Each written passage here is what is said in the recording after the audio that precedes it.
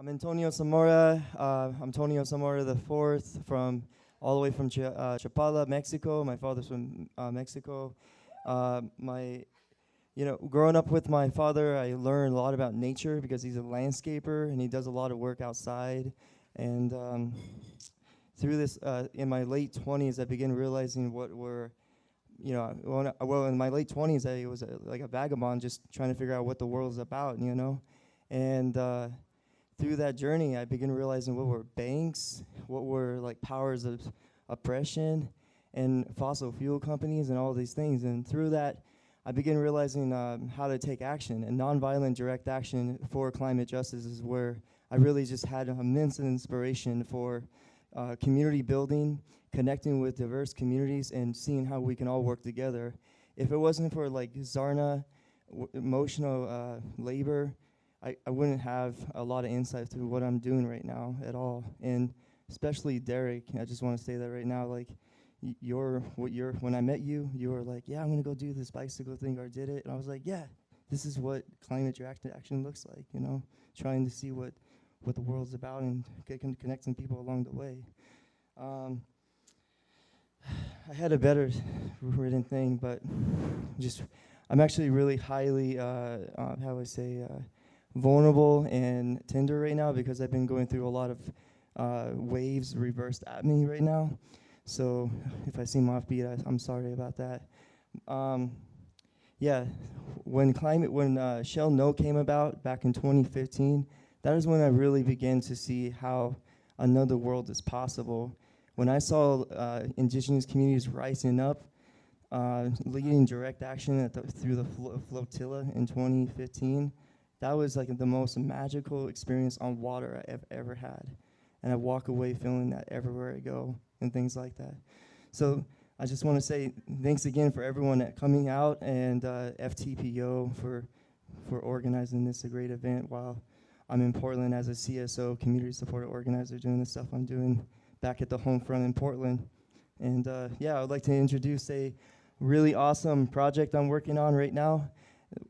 Since the last fundraiser, which I call the Municipal Resiliency Project.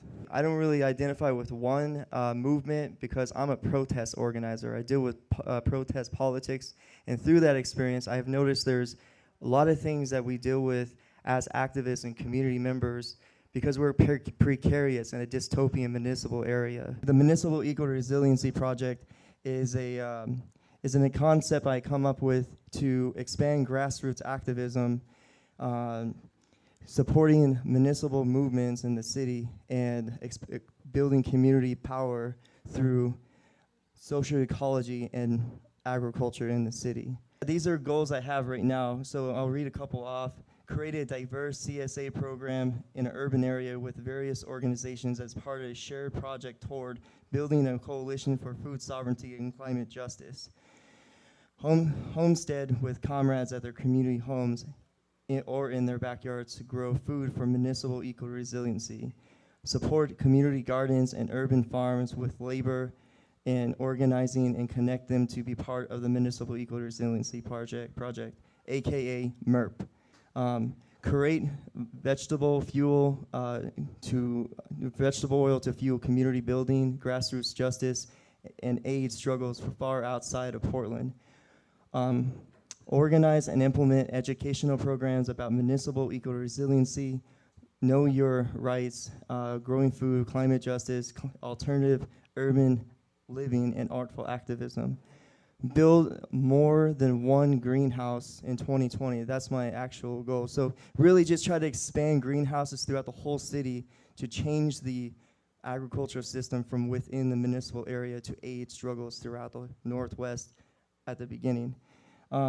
Conduct field surveys, so basically go out in the municipal area of Portland, because that's where I'm at, to really understand how much food is grown, how much food is wasted, and where that food can go.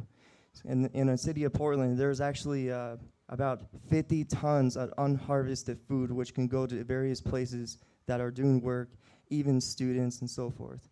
Next slide. Why do this? Well, because we have 10 years to pull this around with climate instability coming right now.